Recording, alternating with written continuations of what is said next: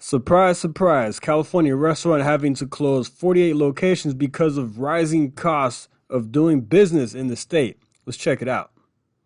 Tough times for a beloved Southern California company.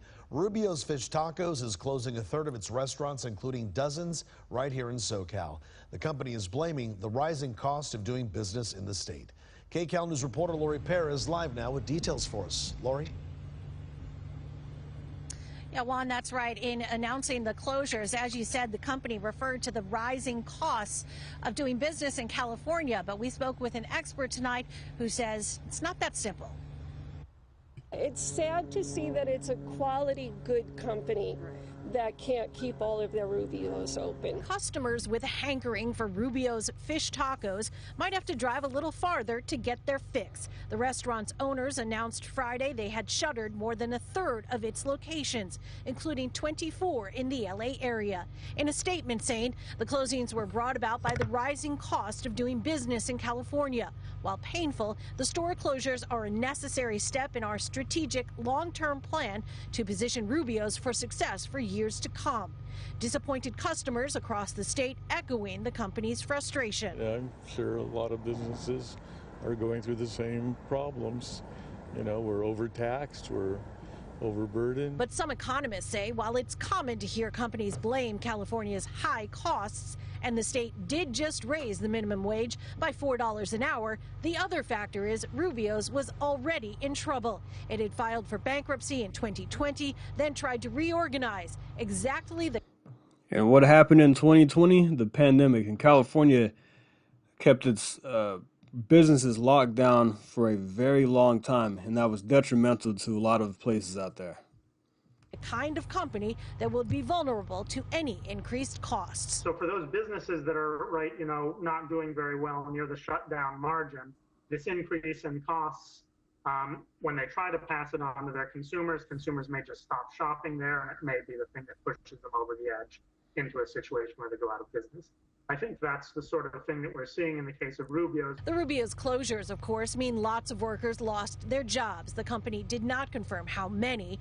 Wheaton says in the last 9 months, including since the minimum wage hike, about 10,000 fast food workers in the state overall have lost their jobs. That's about a 1.3% decline. And what the research tells us is that once you get up to higher minimum wages and large increases, so for example, going from $16 to $20 in one jump, that's when we tend to see pretty large or larger disemployment effects. So, the research can tell us what the trade-off is, but ultimately it falls to policymakers and voters to decide. That's exactly right. Policymakers, they're the ones that decide this. Well, the voters have a choice to make the right decision, not put a bunch of lunatics in office. But when you go from $16 an hour minimum wage to $20 an hour overnight, you're going to have some problems. That's going to be tough for businesses to keep up with that. And of course, they're going to pass it along to they're either going to get rid of employees or they're going to pass those costs along to the customers. And we'll get into that in a second. Where exactly they think that right level is. There are still 86 Rubio's locations in California that will remain open. We are live in Marina Del Rey. I'm Lori Perez. Back.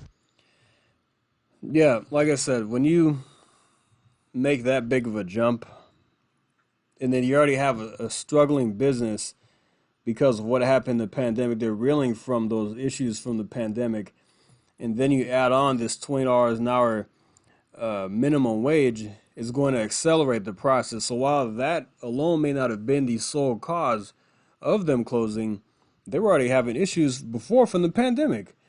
Now let's get into this. California loses nearly 10,000 fast food jobs after $20 minimum wage signed last fall.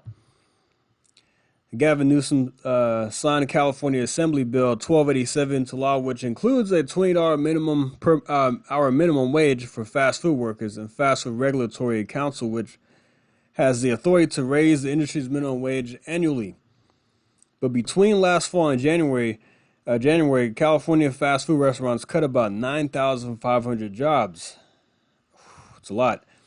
Now, a lot of places are having to make changes. Check this out. More fast food job losses are coming as the new minimum wage took effect earlier this month. This includes losses at Pizza Hut, Round Table Pizza, which are in the process of firing nearly 1,300 workers, delivery drivers. El Pollo Loco and Jack in the Box announced they will speed up the use of robotics, including robots that make salsa and cook fried foods. See, all you do is just replace the workers and put robots in there. They'll pay for it. It'll pay for itself. Fast food prices are up since the law took effect on April 1st. In less than 1 month, Wendy's increased prices by 8%. Chipotle's prices have increased by 7.5%, and Starbucks prices are up by 7%. McDonald's has announced it will be raising prices, and many other fast food franchises have announced hiring freezes. California now has the highest priced fast food in the country, but there is an obvious limit to how much further prices can climb. I can't charge $20 for Happy Meals, noted Scott Roderick, Northern California McDonald's franchisee. It is nothing short of bizarre that California would choose to specify a substantially higher minimum wage for its fast food industry, which tend to hire workers who are much younger than other industries, which have a minimum wage of about $16 per hour. Yeah, I mean, this is crazy. What do they think would happen? See, in Democrats, in their utopia, it sounds great. Give everybody $20 an hour. Give them $25 an hour. You know what? Let's give them $50 an hour. It's not that simple. It seems like they do these things without looking at the ramifications of it, of what could happen after these things are passed. You have small businesses, you have franchisees who can't afford this nonsense. You're already being crushed by high taxes and high inflation as a result of government spending. And like I said, you have companies still coming back from the pandemic in California because they were shut down for so long. And then you just add on these wage increases overnight. $64 an hour is crazy. Now, there's a reason why businesses are fleeing these states like California, New York, and they're going to places like North Carolina, Texas, Florida, even Tennessee, because there are lower taxes and the cost of doing business is much lower. It's a business-friendly environment, more business-friendly environment. Here in Texas, I can't even tell you how many businesses I've come here over the past several years just to get away from the high taxes and regulations from other states. And which is why our economies are thriving in places like I said, here, Florida, Tennessee, North Carolina. It's because the business climate is friendly. And from my understanding is that this is what happened in the Great Depression. You had too much government intervention. You had too many taxes, too many regulations. And what happens when you have too many regulations and taxes? It incentivizes people to work and invest less. Therefore, production goes down, and it's not good for anybody. It leads to an economic disaster in a lot of cases. Actually, I don't know how you can tax your way into prosperity. You can't do that. And so, at least in places like red states, where the climate is a little bit more friendly, we can at least shield ourselves somewhat from this nonsense, from the federal government.